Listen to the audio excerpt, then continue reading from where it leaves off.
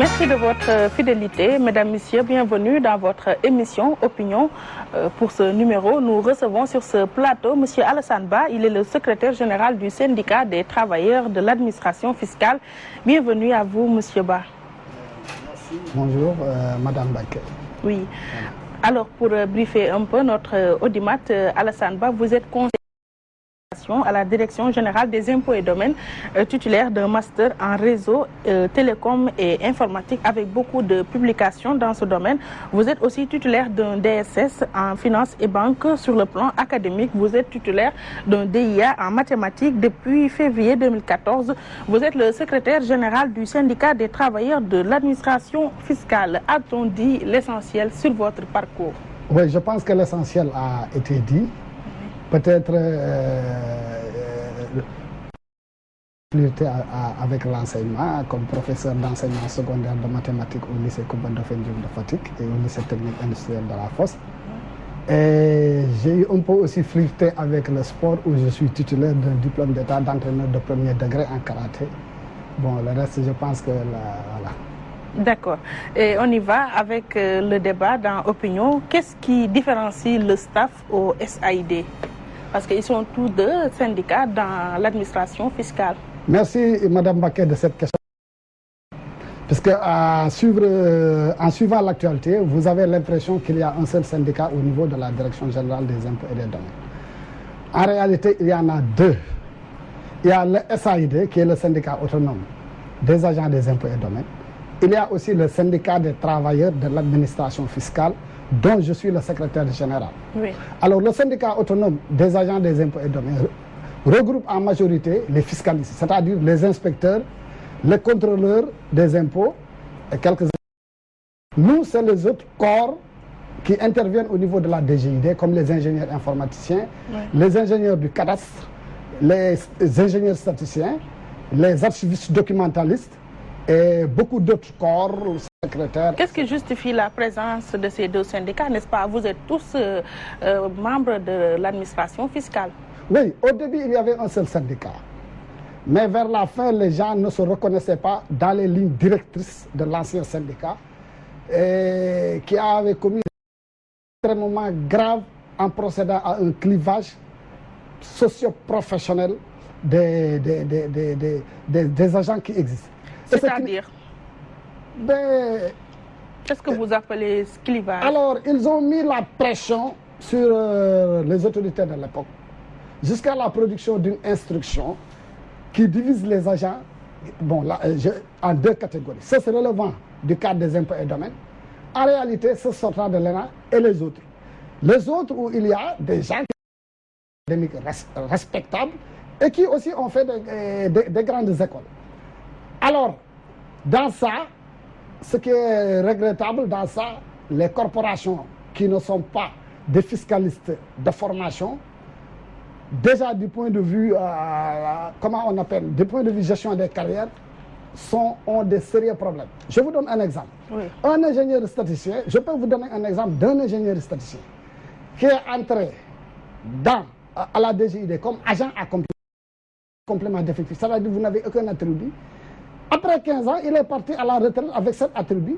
Et ce syndicat combat, en fait, faire la promotion de ça. En plus, ils ont étendu ça à la réforme des avantages. C'est-à-dire, sur les 1400 agents, les 1100 qui se trouvent être, non fiscalistes de profession, se partagent par exemple au niveau des Peut-être c'est parce que les inspecteurs des impôts et domaines sortent. Je n'ai pas terminé. Oui. C'est-à-dire, les 1100 se partagent 37% des avantages de la masse à partager des fonds communs, alors que les 300 autres se partagent les 67%. Et ça, c'est donc les 63%. Est-ce que cela ne se justifie pas par leur passage au niveau de l'ENA? Je ne dirai jamais publiquement, même en privé, que l'ENA n'est pas une grande école. C'est une grande école, mais aussi l'architecture scolaire et universitaire du Sénégal. Il y a d'autres grandes écoles. On a des polytechniciens, on a tout. Et d'ailleurs, par rapport à ça, Par exemple, pour la fonction d'inspecteur des impôts, il y a des gens qui sont là-bas qui peuvent bel et bien faire le concours pour être inspecteur des impôts. Alors qu'il y a, par exemple, on a des ingénieurs du cadastre, des ingénieurs de topographes ou des ingénieurs informaticiens. Un inspecteur des impôts, pour faire ce concours, son dossier ne sera même pas retenu parce qu'il n'est pas éligible pour faire ce concours. Pourquoi? Mais parce que pour ce type, par exemple, de corps, on demande un profil carrément scientifique. On demande, par exemple, il faut avoir une maîtrise scientifique ou bien une licence scientifique, un bac S. Oui. Alors qu'au niveau de l'ENA, il n'y a pas ce clivage. D'ailleurs, il y en a beaucoup parmi avant. Il y a effectivement des gens qui ont fait Sciences Éco, il y a des gens qui ont fait droit, il y a des gens qui ont fait lettres, et c'est un profil très très épars. Alors que là-bas, le profil est beaucoup plus réservé. Oui. Oui. Pour avancer un peu dans notre discussion, les impôts et domaines sont au devant de l'actualité à travers l'affaire Ousmane Sonko. Tout d'abord, comment accueillez-vous la radiation de votre collègue depuis ce 29 août 2016? Bien, il faut d'abord souligner une chose. Ousmane Sonko est notre collègue, c'est un agent de la DGID. Mais aussi c'est quelqu'un qui s'est beaucoup battu pour la situation, l'amélioration de la situation sociale des agents de la DGID. Beaucoup d'acquis sociaux et démocratiques au niveau de la DGID portent ses empreintes, en fait, les empreintes de son combat. Ça, il faut le lui reconnaître quand même. Ce qu'il faut déplorer, les gens qui l'ont succédé à la DGID ont choisi une voie autre. Ils ont choisi la division. Et si vous suivez même le niveau, je pense, une communication du ministre de l'économie et des finances lorsque ce syndicat avait soulevé, je pense, le problème des remises gracieuses. Oui. Génération fiscale. Oui, il avait carrément dit que ce syndicat est corporatiste et égoïste. Et il ne l'a pas dit ex nihilo. Et ça provient quand même de la cellule de communication d'une haute autorité. Donc ce n'est pas une information bananière.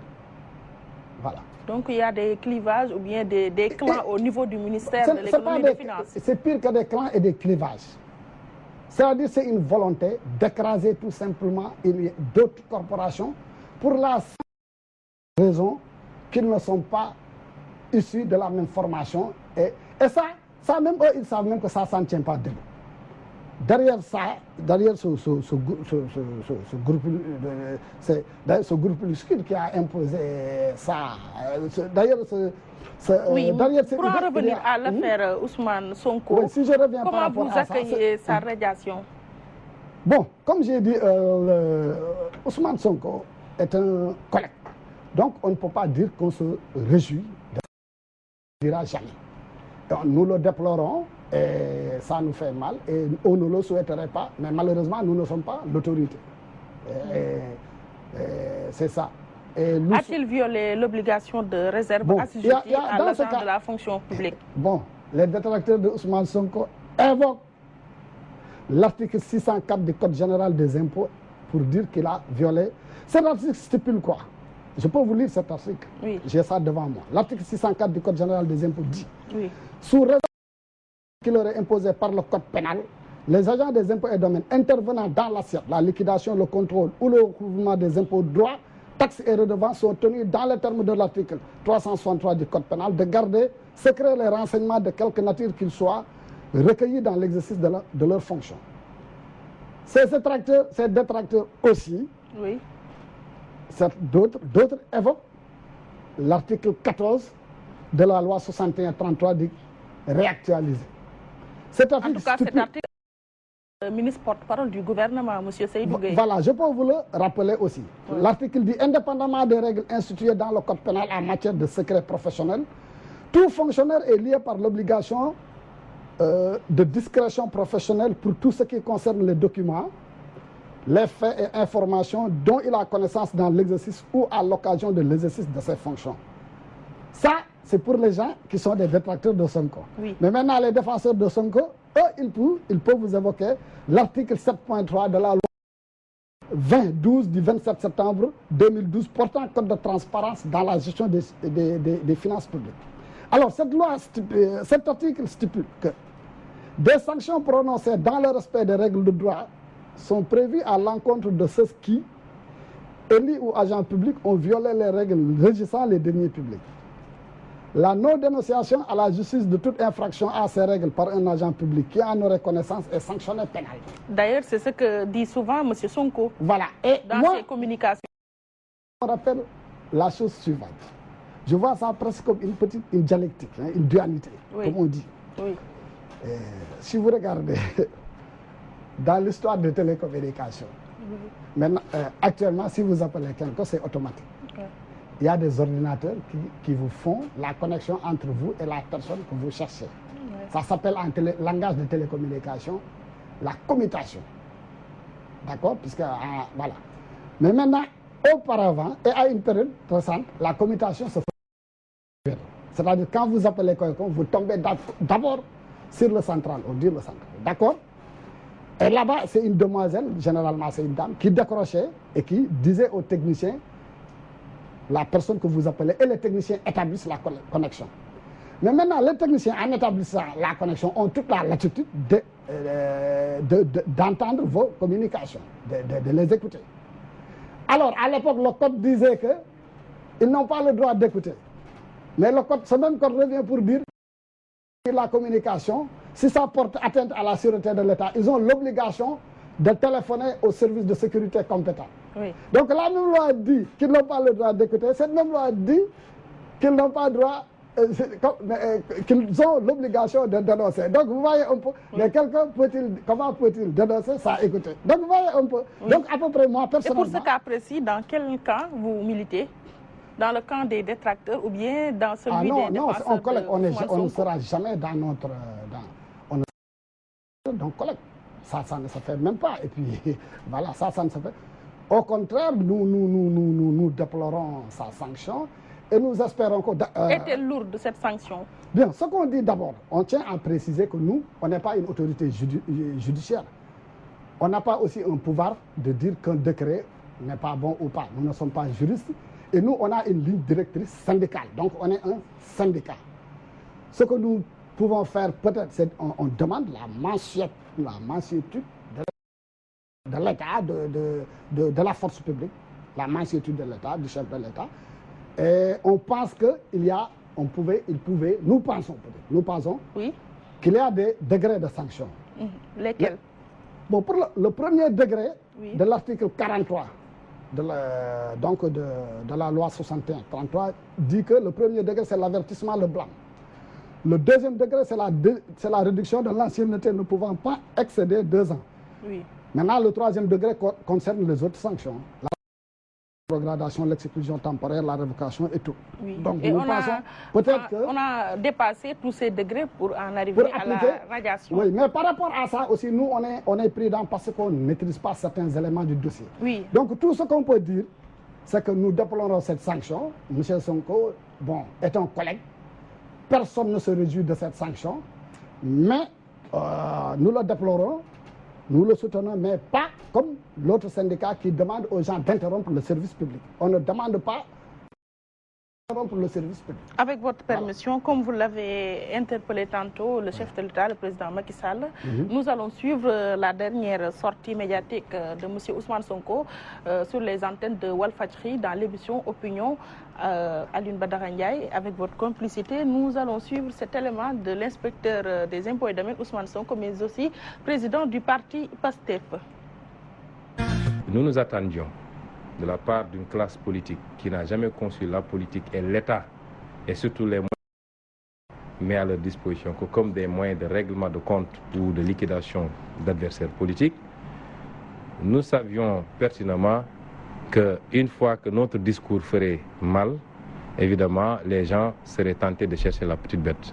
Que c'est une procédure téléguidée directement par M. Macky Sall et Madame éventuellement, qui pensent pouvoir liquider un adversaire politique avec une procédure disciplinaire. Oui, j'y reviendrai. Mais ce que j'ai pu dire, c'est que quel que soit l'issue, je l'ai dit dans l'un de mes postes, Macky Sall ne peut pas gagner.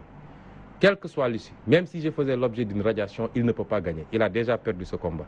Et chaque acte qu'il pose révèle le véritable visage de l'homme. Nous nous battrons pour le principe.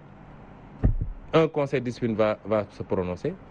Lui va prendre un décret qu'on peut attaquer en première instance, en appel, en cassation devant la Cour de la CEDEAO au Bureau international du travail. Et si à l'issue de toute cette procédure-là, on considère que la radiation est fondée, ça n'empêchera pas, nous, de continuer à faire notre politique. Justement, comme vous venez de le suivre, cette affaire n'a-t-elle pas des relents politiques?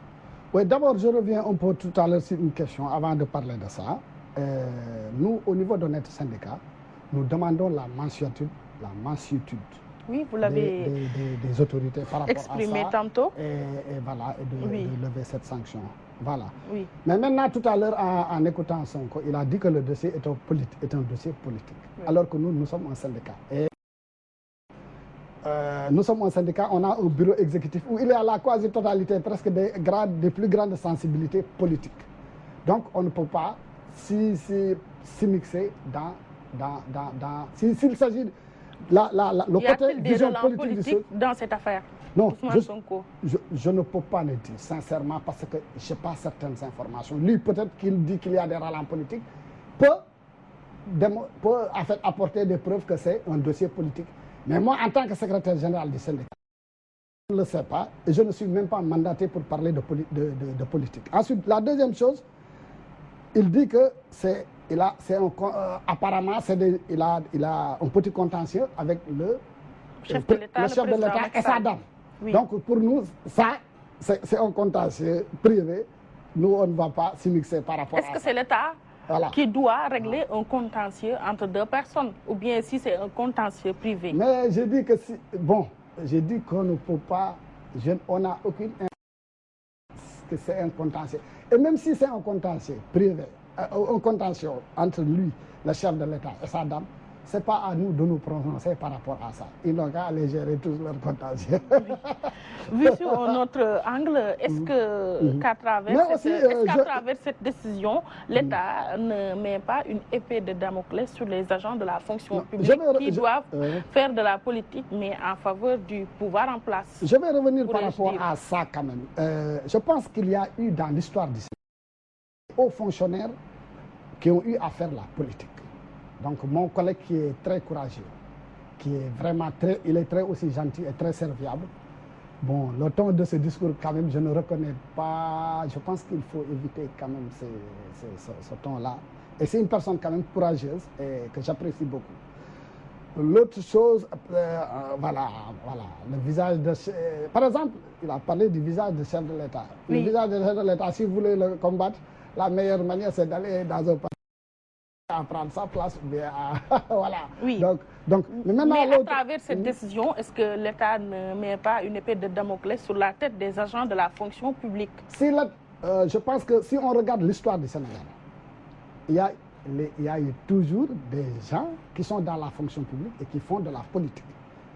Et d'ailleurs, au cas où l'État prend des mesures pour que les fonctionnaires ou hauts fonctionnaires ne fassent pas de la politique. Mais dans ce cas, qui va dans le terrain politique.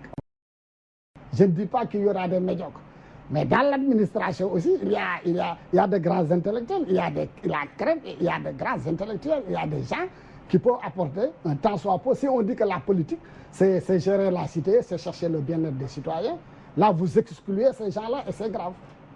Donc, oui, c'est ça.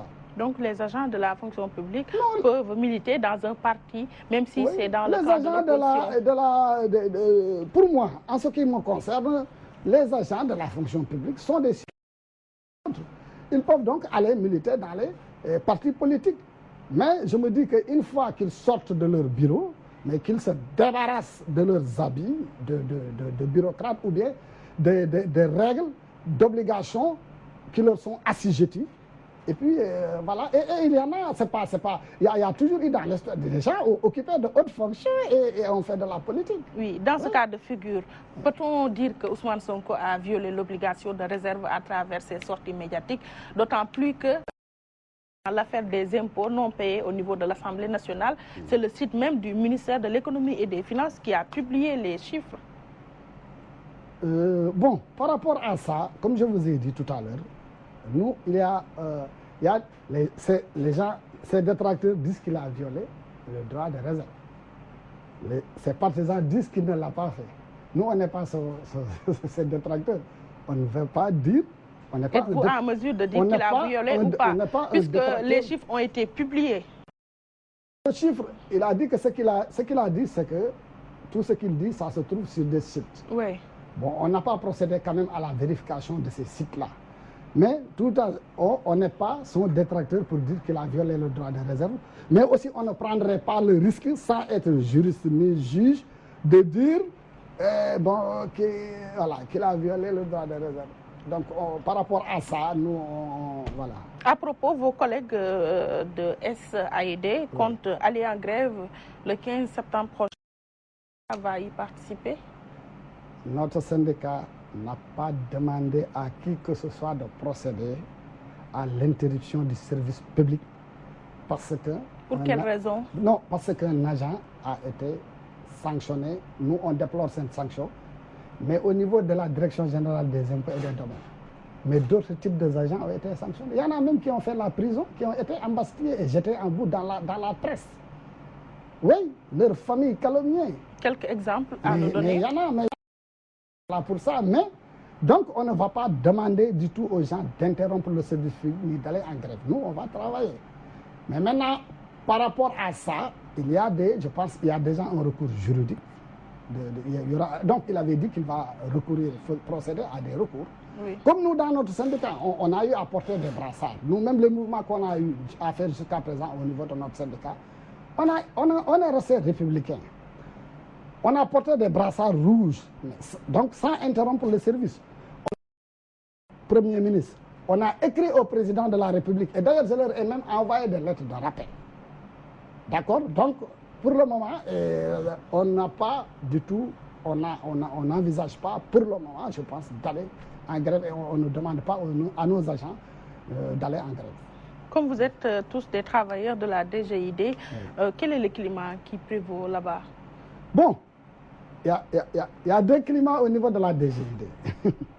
Ah oui? Le climat de celui qui achète les journaux dans son quartier. Celui-là, il a l'impression que c'est la catastrophe, les gens se tombent là-bas. Mais pourtant, le service fonctionne correctement, les gens travaillent. Si vous entrez dans les bâtiments, mais vous ne pouvez pas savoir que les gens travaillent correctement. Les gens travaillent correctement et en matière de... Je pense que les performances en réalisation sont là pour le démontrer. Hein. Oui, déjà au premier semestre, on a dépassé de plus de 50 milliards. Voilà, À vous entendre parler, au niveau de cette instance de l'État, il y a vraiment des clans qui se répercutent même dans le traitement des agents, mais aussi dans l'opportunité des syndicats de faire la grève ou de ne pas faire la grève. Effectivement, je vous dis que jusqu'à une période récente, les travailleurs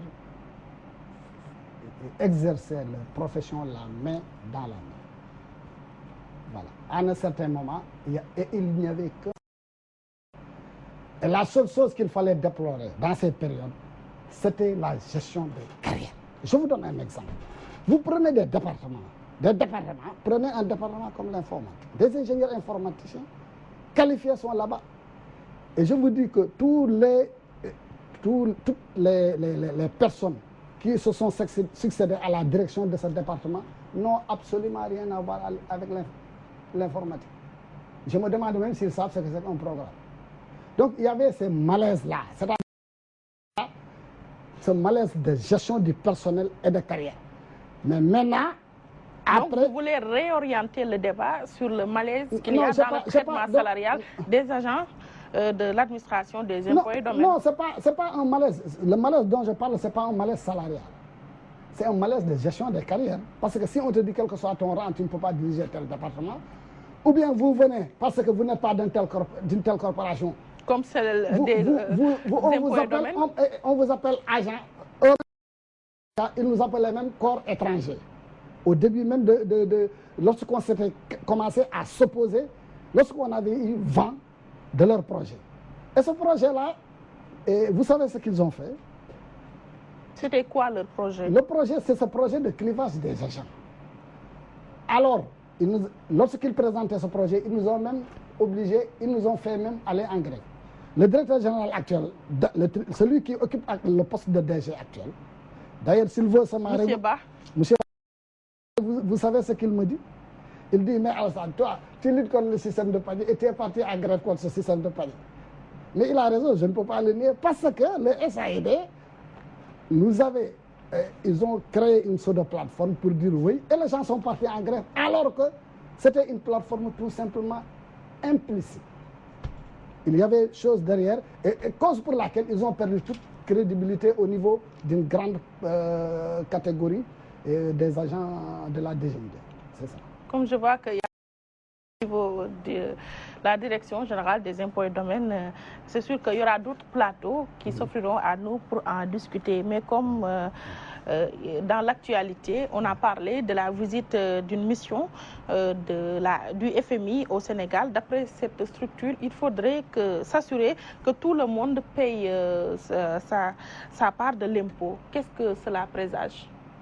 Bon, vous savez, les missions du FMI souvent sont sanctionnées par des recommandations.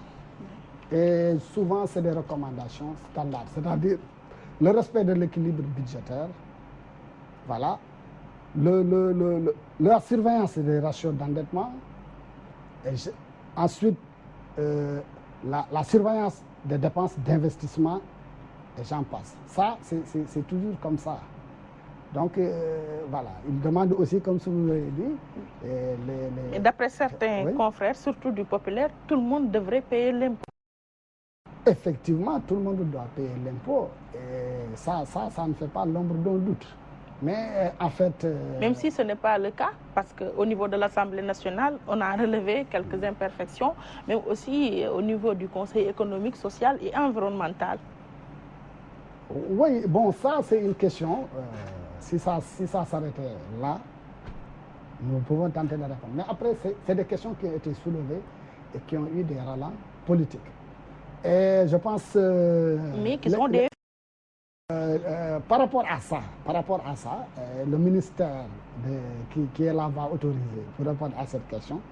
Je pense qu'il avait répondu par rapport à la question. Et je pense que le ministère, par rapport à ce genre de questions, et le ministre de l'économie et des finances est la personne la mieux informée de toute la direction, de toutes les régies financières. Donc, il a donné sa réponse. Mieux que les agents qui font le travail?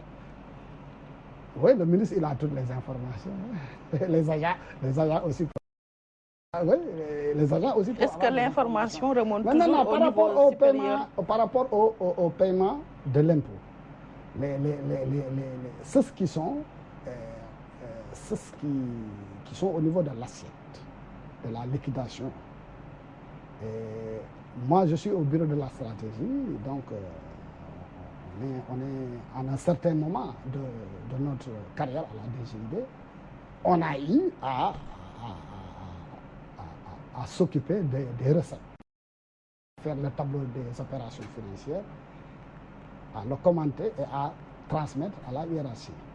Effectivement, il y a des secteurs où des efforts d'assiette, d'élargissement de l'assiette sont à faire. C'est-à-dire qu'il y a des secteurs qui sont à la limite sous-fiscalisés. Voilà, à la limite défiscalisés. Il y a des secteurs qui sont sous-fiscalisés. Et ces secteurs-là, il faut... Des structures de l'État. C'est-à-dire qu'il y a des niches d'impôts dans le pays et c'est à notre service d'aller découvrir ces niches. Mais au niveau de la Direction générale des impôts, il y a eu des réformes très profondes pour lutter contre ça. Où est-ce qu'on peut localiser ces niches d'impôts? Non, ça, c'est... Je n'ai pas terminé. Quelques bribes à nous donner pour orienter les autorités. Je n'ai pas terminé. Ces niches d'impôts, si vous citez... il y a au niveau de la DGID des réformes qu'on appelle les réformes il y a des réformes de structure qui ont séparé ce qu'on appelle des aspects fonctionnels, des aspects opérationnels de l'exercice de la mission fiscale. Et cette séparation a des impacts, des impacts sur l'amélioration, sur le maillage fiscal, du territoire. Et qui a un petit aperçu sur les niches d'impôts. Les niches d'impôts inconnues. Bon, chaque fois qu'il y a de nouvelles activités d'impôts, Mais moi, je ne suis pas dans les services d'assiette. C'est-à-dire les gens qui sont dans les services d'assiette sont en contact direct avec le contribuable. Eux, ils peuvent se prononcer par rapport à cette question. Au-delà du contribuable, il y a aussi des structures de l'État assujetties au paiement de l'impôt. Vous parlez de la dette publique? Oui. Oui, il y a des structures de l'État qui sont assujetties au paiement et je pense que ces structures payent. Mais ces structures aussi sont des entreprises. C'est comme ça emploie des personnes. C'est des gens qui ont parfois aussi des tensions de trésorerie comme tout le monde, comme des sociétés. Comme une personne privée même a des tensions de trésorerie. La question que je vous pose, si on demandait aujourd'hui, comme ça se fait dans certains pays, on donne à tous les fonctionnaires leur salaire brut et c'est à eux d'aller payer l'impôt. Est-ce que pensez-vous que nous, que M. Alassane Ba, à 100%, il sera en règle avec le fisc? Il y a ce problème-là. Donc, il faut prendre peut-être dans certains, peut-être pour certains cas, faire cette compréhension. Oui, peut-être que la marge de compréhension est plus large chez les agents de la fonction publique par rapport au niveau du privé. C'est-à-dire, je n'ai pas compris. Comparé au privé, la marge de compréhension est plus large dans la fonction publique ou bien dans les structures étatiques. Non, si je comprends bien votre Comme on le dit souvent. Puisque l'Assemblée ne l'a oui, il paraît, à un moment donné, une structure publique aussi elle n'est pas la seule. Une structure publique aussi demeure une structure publique. Une structure publique. Une société publique demeure une société publique. Et on en revient à cette suggestion du FMI qui voudrait que tout le monde paye l'impôt. Moi, le FMI n'a pas dit que les structures publiques ne payent pas l'impôt. Le FMI, ils ont des recommandations standards. Ils peuvent demander encore aux structures publiques de faire des... Et je pense que si une structure publique ne paye pas l'impôt, elle n'a pas thésaurisé les sommes légalement dues, les droits dus. Elle ne les a pas thésaurisés. Certainement, peut-être à portée de main immédiate, c'est parce qu'elle ne les a pas à portée de main immédiate. Et voilà. Toujours dans ce cadre, le chef de division du FMI, El Mansour, a fait savoir que la réussite du PSE dépend des petites et moyennes entreprises et une meilleure politique fiscale. D'abord, si l'on s'en tient au constat du CNP, il y a un fort taux de mortalité de nos PME. Et sera-t-il facile d'y arriver? Mais moi, je suis optimiste. On y arrivera. Ce ne sera pas facile d'y arriver, mais on y arrivera. Le PSE, c'est quoi? Le PSE, c'est une matrice. C'est une matrice globale de mesures macroéconomiques qui, comme on le dit, Sénégal, qui feront émerger le Sénégal. Cette matrice aussi, donc cette matrice, elle a des composantes. Ne relève-t-elle pas d'une utopie? Dans cette composante, non, ça ne peut pas relever d'une utopie. Quand même, à ce niveau, je ne pense pas que ça relève d'une utopie. Dans ces composantes, on peut bel et bien trouver une politique de faveur, de promotion, et pour quand même pas de faveur aux PME, parce que les PME, quand même, c'est ça développe. C'est-à-dire, même si vous regardez dans l'histoire de l'économie, il y a certains types d'options économiques. Par exemple, les options keynésiennes de développement, c'est des options qui étaient juste valables. On ne peut pas dire que ces options sont toujours... Donc vous voyez un peu, au début c'était quoi? Après la Grande Guerre, c'était quoi? C'était des grands projets qui emploient beaucoup de gens, des grands projets qui emploient beaucoup de gens. Mais actuellement, la microéconomie, c'est venu après. Effectivement, les PME et les PMI, ça... Parce que c'est quoi? Les PME et les PMI, c'est quoi? C'est le développement de l'initiative individuelle. Oui. Alors, vous favorisez le développement individuel, les gens... Si depuis quelque temps, on constate que leur envol a été freiné. Il y avait même plus d'entreprises de PME et PMI qui ont fait faillite. Oui, mais il faut en diagnostiquer les causes et apporter les remèdes. C'est exactement ça. Est-ce que cela n'est pas dû au fait que les grands projets de l'État ont été confiés à des entreprises étrangères? L'économie sénégalaise s'exporte vers l'extérieur. Surtout les retombées de notre économie. Bon, moi, personnellement, d'abord, j'ai une formation. Il y a un certain volume d'investissement, de dépenses, un certain montant, c'est pas rationnel de confier ça à 100% à un étranger. Vous savez pourquoi? Pourquoi? Pourtant, c'est le cas. Vous prenez une grande entreprise qui génère des chiffres d'affaires de centaines de milliards. Les bénéfices engagés, mais ils vont les actionnaires, ils les rapatrient. Bien de devises. C'est le cas présentement. Que le citoyen, ça crée un gap de devises. Ouais. Que le citoyen doit combler en faisant des efforts. Voilà. Donc, ces options d'investissement, si vous les faites, si c'est possible, la préférence nationale ou communautaire, ou bien vous faites comme certains pays. Mais ce n'est pas le cas. Avec les grands projets du plan Sénégal émergent, on n'a que des entreprises étrangères au cœur de cette affaire. Oui, ça, moi, bon, ça, je le lis dans la presse. Effectivement, je vois des entreprises. Mais moi, j'avais la recommandation que j'ai par rapport à ça, c'est la recommandation du technicien. C'est-à-dire, avec certains montants, si les investissements dépassent certains montants, il faut s'entourer aussi de garde-fous sur les risques systémiques, directs, c'est-à-dire, ou même indirects. Peut-on avoir une idée de ces montants? Par exemple, une entreprise non, c'est des milliards, des centaines de milliards. Vous avez les industries extractives, il y a aussi les industries, comment on appelle, les industries des télécommunications, il y a tout.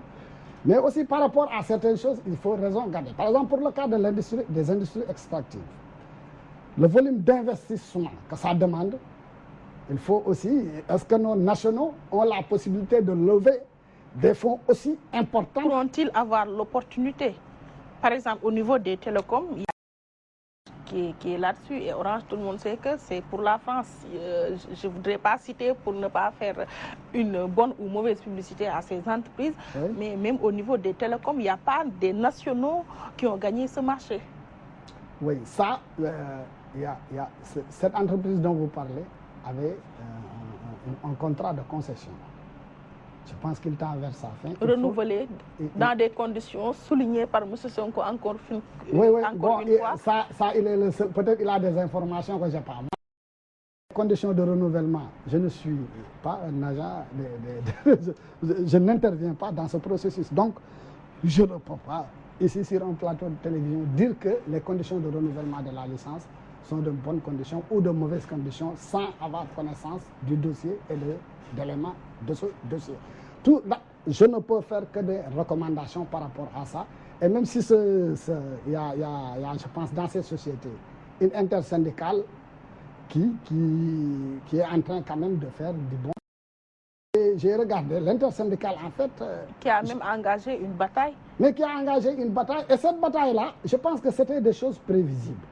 C'était des choses prévisibles. Vous savez, en matière de technologie, de l'information, il y a tout. Les technologies, il y a tout. Il y a tout. C'est-à-dire, l'opérateur, ou bien le DG d'une société qui intervient dans les technologies. Et là, son marché qu'il gagne. Il songe aussi à pérenniser son marché. Il songe, par exemple, dans ce qui... Il prend, s'il sait, par exemple, ça c'est dans tous les pays du monde. Le contrat de concession tire vers sa fin, mais ils vont essayer ils feront le maximum d'eux-mêmes pour rester. C'est-à-dire, mais maintenant aussi, il faut, ce qui est bon, c'est que nos États aussi doivent avoir de bons techniciens pour faire comprendre d'abord ce que les gens font, ce qu'ils veulent, les mesures aussi qu'il faut, en fait, et les mesures qu'il faut prendre par rapport à ça. Naturellement, ça, si on regarde, c'est clair que par exemple, la délocalisation, ça a des impacts. Ça a des impacts négatifs. Pourtant, c'est fait. Ça a des impacts négatifs. C'est fait. Ça a été fait, en tout cas, par c'est pas bon. Une compagnie de téléphonie. Oui, la délocalisation. Mais je pense que par rapport à ça, ce que j'ai à dire, la législation fiscale, par rapport à ces mutations, c'est-à-dire avoir une législation fiscale de telle sorte que les techniciens ben, s'il procède à certaines choses, à certains types de supercherie pour ceci ou cela, que le dispositif de taxation suive. Et certains pays le font, vous ne pouvez pas, voilà. Et puisque moi, je suis convaincu que dans certains secteurs, le manque à gagner fiscal est énorme. Tout simplement, souvent parce que les gens qui sont préposés de l'assiette à la taxation, peut-être manquent certaines informations. Par exemple, certaines informations sur, généralement, la structure de trafic, la nature du trafic, la forme du trafic et la rente du trafic. Il y a tout ça. Oui. Oui. Ils doivent le connaître. Oui. Ce qui sous-entend une modernisation de l'administration sénégalaise. Mais oui, l'administration sénégalaise, comme toute administration, doit. Il y a non seulement la modernisation, c'est pas seulement la modernisation, mais aussi la transparence. La transparence. C'est-à-dire, je veux dire que dans un domaine, voilà, dans n'importe quel domaine, qu'on ait des gens dans le domaine des finances en particulier, qu'on ait la gestion des deniers publics, qu'on mette des formations de pointe pour les gens, ou bien les gens qui sont déjà sur place, leur faire faire les capacités, très bien, et apprendre aussi le nécessaire pour les capacités. Et s'il y a aussi dans l'administration des ressources humaines ou des gens, mais qu'on les mette là-dedans, et contrairement à ce qui se passe contrairement à ce que prônent certains, s'ils ne sont pas de telle corporation, il faut les mettre donc au frigo, alors qu'ils peuvent être utiles pour ça, dans telle ou telle action. Voilà. Oui. Ensuite, pour suivre les recommandations du FMI, le Sénégal applique-t-il une meilleure politique fiscale? Ceci d'autant plus qu'on a exonération fiscale ou d'amnistie avec des cas précis même. Bon, ça je ne dirais pas, je ne vais pas entrer dans ça. Bon, la politique fiscale est-elle bonne ou mauvaise? Ça, il faut demander ça aux gens qui sont devant, c'est-à-dire les gens qui sont dans les services d'assiette, les gens qui sont dans les services de recouvrement, les gens qui sont dans le dispositif. Si vous êtes dans ça, autant vous connaissez l'efficacité de ces dispositifs, autant vous connaissez aussi les limites de ces dispositifs. Voilà. Donc, et parlant des exonérations ou amnisties, y a-t-il pas les exonérations, amnisties, quelques écarts? Non, ça, je pense que le ministère s'est prononcé là-dessus. Ou bien même d'abus, on parle souvent d'abus aussi. Bon, moi, je ne vais pas parler d'abus dans la mesure où c'est des dossiers que je ne maîtrise pas. Je ne peux pas parler d'abus, je ne peux pas parler d'écart, je ne peux pas parler d'autres choses. Donc, c'est des dossiers que je ne maîtrise pas. D'ailleurs, je ne suis pas... voilà. S'agissant de la fiscalité, est-ce que l'affaire Petro-Tim ne représente pas un cas d'école, notamment avec plus de 90 milliards de francs CFA que M. Aliou Sall devait verser au Trésor, comme l'avait suggéré M. Ousmane Sonko? Si je dis ça, je vais dire quelque chose que je ne sais pas. Je ne sais pas. Aliou Sall doit 90 milliards au fisc sénégalais. Bien, tout ce que je peux apporter la réflexion dans ce dossier du pétrole, c'est que, bon, d'abord, il y a un sujet souvent qui est brandi au niveau de la population qui parle de malédiction pétrolière. À mon humble avis, il n'y aura jamais de malédiction pétrolière au Sénégal. La première raison, c'est quoi? La première raison, c'est qu'on a dépassé cette dimension. Et le pays, la plupart des pays où le pétrole a créé des conflits, des tensions. Il y avait souvent des périodes. Par exemple, les périodes où il y a des périodes, des périodes post- ou pré-indépendance. Ou bien des pays où il y a un problème de leadership. Il y a ce clan qui lutte contre l'autre clan. Parce que vous avez vu, par exemple, il y a des pays où les compagnies pétrolières, des guerres internes ont duré. Compagnies pétrolières, parce que qu'est-ce que vous avez? Il y a le gouvernement qui est là. Il y a des compagnies pétrolières qui se disputent même le pétrole et le gaz sénégalais. Oui, je n'ai pas terminé. Vous voyez le gouvernement qui est là, vous voyez les autres forces qui sont là. Des compagnies pétrolières, souvent, ont des licences dans la zone contrôlées par des rebelles et qui financent ces rebelles. C'est ce qui a pérennisé la guerre dans certains pays. Donc, je ne pense pas que le Sénégal soit à ce niveau de dislocation institutionnelle. Je ne le pense pas. Le Sénégal n'est pas à ce niveau de dislocation institutionnelle, mais il n'est pas aussi à ce niveau d'immaturité politique quand même. Admettez qu'on a une rébellion au Sénégal. Oui, mais pas à rallonge pétrolière quand même. Je ne pense pas que... Je ne suis pas pessimiste. Pas à rallonge pétrolière. Et l'homme sénégalensis aussi demeure l'homme sénégalensis quand même. Et cet accaparement du pétrole par un groupuscule de personnes? Je ne peux pas parler d'accaparement de pétrole par un groupuscule de personnes parce que je n'ai pas les preuves et je ne l'ai pas vu. C'est pourquoi tantôt... discussion, j'ai dit qu'une épée de Damoclès plane sur les agents de la fonction publique, surtout depuis la radiation de M. Ousmane Sonko. Même si vous détenez des informations qui pourront servir au peuple ou bien à l'opinion, vous ne pouvez plus en parler.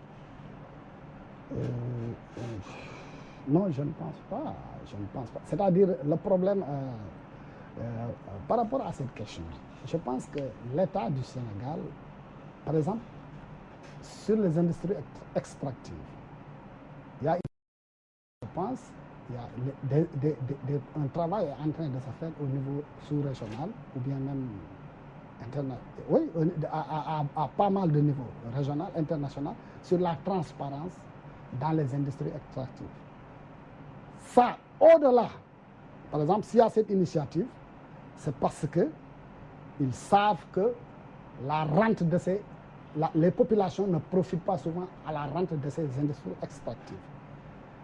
Mais la mission de ça, c'est la mission aussi de l'initiative, c'est une initiative de... mais c'est aussi une initiative de prévention des conflits. Ça, il faut le... Donc, je ne pense pas que... Mais maintenant, par rapport à... Est-ce que c'est une épée de Damoclès qui pèse sur la tête des fonctionnaires? Je ne le pense pas. Oui, et nous parlons, M. Alassane Ba, du taux de croissance. Les 6 et quelques pourcents avancés sont-ils reflétés par la réalité, d'autant plus qu'il y a une précarité qui est existante au sein de la population? Il y a des gens qui disent qu'ils reflètent bien. D'autres disent non. Bien. Moi,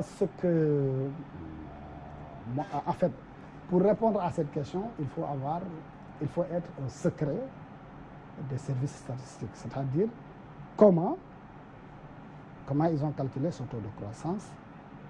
Ils se sont basés, les agrégats qu'ils ont fait, ils se sont basés, comment le calcul a été fait, comment les méthodes d'estimation, il y a tout ça. Donc, eux seuls peuvent le justifier. Par exemple, l'autorité, c'est-à-dire qui a dit que le taux de croissance c'est 6%, elle a ses raisons. Mais maintenant, au niveau du panier de la ménagère, y a-t-il des répercussions dans le panier de la ménagère? Y a-t-il des répercussions dans le panier de la ménagère? Oui. Ça aussi, il faut avoir les chiffres, il faut connaître le taux de pauvreté. C'est important de regarder ce taux de croissance, de faire ces comparaisons avec certains indices. L'indice de pauvreté, et même peut-être voilà, et d'autres formes d'indices composites, et voir s'il y a ça. Mais effectivement, du point de vue, personne ne peut nier quand même qu'il y a une catégorie de Sénégalais qui ont quand même des difficultés. Mais il faut savoir que aussi, il arrive des économique internationale n'est pas du tout favorable aux économies des pays pauvres. Beaucoup de pays pauvres se débattent, mais ils font des efforts. Et moi, ma compréhension même du développement est la suivante. Il y avait un régime, c'est-à-dire le régime du président Abdou Diouf, qui était là. Ce régime a fait quelque chose. Le régime de Senghor a fait quelque chose. Diouf est venu aussi, il a fait plus. Wade est venu, il a fait plus.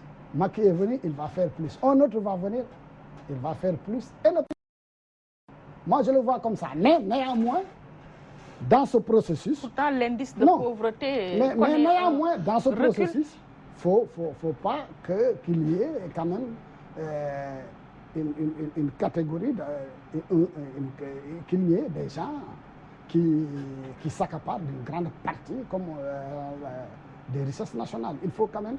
Parce que la richesse, c'est quoi? La richesse, c'est la richesse produite par une nation. Je suis parfaitement d'accord avec toi que ça de distribution est en retard dans beaucoup de pays. C'est pas seulement en tout cas, au niveau de l'indice de développement humain, le Sénégal a dégringolé. Oui, il a dégringolé, effectivement. Mais aussi, il y a d'autres secteurs où le Sénégal a connu des performances et ça fonctionne toujours comme ça. Donc, moi, par rapport à ces types de situations... Vous voyez une balance équilibrée? Non, ce que je propose à certains types de situations, c'est chaque fois qu'il y a un secteur qui pêche, où il y a de prendre les mesures idoines pour remédier aux difficultés. Et c'est comme ça que ça fonctionne. Il y aura toujours des difficultés, il y aura toujours des secteurs où parfois ça marche, ou parfois ça ne marche pas. Les politiques doivent toujours écouter ces gens-là, écouter leurs recommandations et prendre des mesures et les appliquer. Et je pense que c'est ce que les gens sont en train de faire. Mais on ne peut pas dire qu'effectivement, dans nos pays, qu'il n'y ait pas de difficultés. Il y aura des difficultés, c'est clair. Oui. Et puis, on n'est ni un produit, ni un pays qui produit du pétrole, nous n'avons pas de gaz, bien que l'horizon par rapport on a découvert du pétrole. Voilà, mais on a des gisements de pétrole au Sénégal. Et de gaz. Donc, on joue suivant nos capacités, mais aussi on subit parfois de plein fouet le contre-coup des aléas de la conjoncture mondiale. Ça, on ne peut pas le fuir malheureusement. Oui. Ouais. La coopération financière sur le franc CFA, elle vous inspire quoi comme comment? La coopération financière sur le franc CFA, bon, c'est une coopération qui permet, par le canal d'un compte d'opération qui est logé au niveau du Trésor français, oui, de couvrir les transactions des 15 pays membres du franc CFA avec l'extérieur. Cette coopération-là, c'est moyennant la rétention de 50% des réserves de devises de ces pays-là. Alors, elle a ses avantages, mais aussi elle a ses limites. Le premier avantage, c'est quoi? Ça permet à des pays qui sont économiquement instables d'avoir une monnaie stable. Oui. En attendant, je vais demander à Alioune Badara Ndiaye de nous préparer l'affiche de Benno Bokk Yakaar en vue des élections du 4 septembre concernant les hauts conseillers des collectivités territoriales. Et cette affiche de Benno Bokk Yakaar truffée de fautes au niveau du département de Dakar. Oui. Est-ce que je peux oui, au niveau du franc CFA, oui. Oui. Non, j'ai beaucoup de choses à dire. Donc, oui. Ça le permet. Concernant le franc CFA, oui, ça permet donc à des pays et aux économies instables d'avoir une monnaie stable. Oui. D'accord.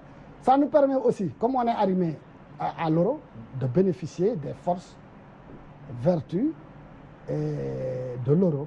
Oui. Ça nous le permet. Et aussi, ça facilite l'intégration des États et j'en passe. Mais maintenant, ça a des limites. Les limites, c'est quoi? Vous n'êtes pas à 100% maître de votre politique. Ensuite, par exemple, quelqu'un qui détient 50% de vos réserves, il peut faire des transactions avec vous sans pour autant affecter sa réserve. D'ailleurs, la rémunération de ce compte est évocateur, c'est parce que les gens font du business avec cet argent. Il y a ça. Il y a aussi beaucoup d'autres choses. Pour une indépendance économique du Sénégal, faudrait-il pas sortir de cette, du franc CFA? Mais voici une chose. Alors, c'est ce qu'on appelle, vous parlez, c'est ce qu'on appelle, est-ce qu'il ne faut pas créer une monnaie? Oui. Nationale ou bien régionale? Nationale, ça... on n'en a pas encore assez. D'ailleurs, la monnaie, ça se construit avec les grands. La Guinée l'a fait? Oui, la Guinée l'a fait, mais quel est le résultat? Quel est le résultat? Battre de la monnaie, c'est-à-dire, on dit battre de la monnaie. On ne parle, création monétaire, c'est quand les banques commerciales injectent de l'argent dans le circuit économique. Mais créer, on ne dit pas... avoir sa propre monnaie, c'est battre de la monnaie. Mais maintenant, battre de la monnaie, c'est actuellement, vu la structure de l'économie mondiale, ça se fait par des grands ensembles. La monnaie, c'est quoi? La monnaie, ça suit justement la loi de l'offre et de la demande. La loi, vous Pourquoi exportez... ne pas avoir une monnaie unique en Afrique? Ou bien non, il y a une agence qu'on appelle AMAO, Agence monétaire de l'Afrique de l'Ouest, qui, effectivement, travaille sur ça.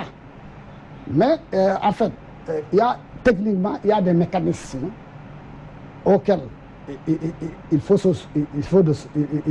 y a des mécanismes par lesquels il faut passer pour avoir une monnaie unique. C'est-à-dire qu'il faut ce qu'on appelle les ratios de convergence. Selon vous, c'est quoi la solution? Non, je n'ai pas terminé. Il y a des ratios, ce qu'on appelle des ratios de convergence. Oui. C'est-à-dire certains ratios de déficit budgétaire, oui, mais surtout des ratios d'inflation. Et regardez les pays, regardez des ratios, certains pays, lorsqu'ils sont entrés dans la zone euro, ils ont au début ils ont eu certaines difficultés. Oui, M. Alassane Ba, comme vous voyez, nous sommes face à un bulletin pour les élections des hauts conseillers prévues ce 4 septembre. Et à l'affiche, comme vous voyez, on a écrit scrutin majoritaire départemental avec une faute. Et c'est sûr que c'est la fonction publique qui en est responsable parce que les bulletins sont confectionnés par le ministère de l'Intérieur qui organise ces élections. En tant qu'agent de la fonction publique sénégalaise, quelle est votre réaction? Ma réaction, c'est une faute que je mets sur l'erreur de la frappe. L'erreur? De la frappe. Faute de frappe. On a multiplié en plusieurs exemplaires. Dans le clavier AZERTY ou QWERTY. AZERTY, vous pouvez taper le Z à la place du A, donc il y a tout ça. Donc pour moi, ça peut être ça. Hein. Donc je mets ça sous ce registre. D'une faute de frappe. Et aucune analyse à faire. Hein? Aucune analyse à faire. Non, aucune analyse à faire. En tout cas, c'est la deuxième fois que cela se produit. Parce que durant le référendum, il y avait eu des affiches où on avait mis un peuple, un but, une fois avec E à la fin. Oh. Et cette fois-ci, le E de plus au niveau du référendum est parti et on en avait besoin. Peut-être j'appelle les services qui sont préposés à ça en le voyant. Dans l'avenir, à plus de vigilance. C'est aussi simple que ça. C'est aussi simple que ça. Dans l'avenir, on les appelle à plus de vigilance. Je vous remercie, M. Alassane Ba. Je rappelle que vous êtes le secrétaire général du syndicat des travailleurs de l'administration fiscale et que vous étiez notre invité dans l'émission Opinion. Madame Baké, je vous remercie. Je remercie votre chaîne de télévision qui joue un grand rôle quand même dans l'éveil de conscience du peuple, dans le respect des lois et dans l'épanouissement des citoyens. Merci. Merci à nos auditeurs et téléspectateurs qui nous ont prêté attention. Grand merci à Alioune Badara Ndiaye qui a réalisé cette émission. Merci à Oustaz Assane Diouf pour la coordination, Ousseynou Sall pour la décoration, Ndella Mar pour les soins esthétiques. Excellente semaine à vous. Rendez-vous la semaine prochaine, vendredi, Inch'Allah.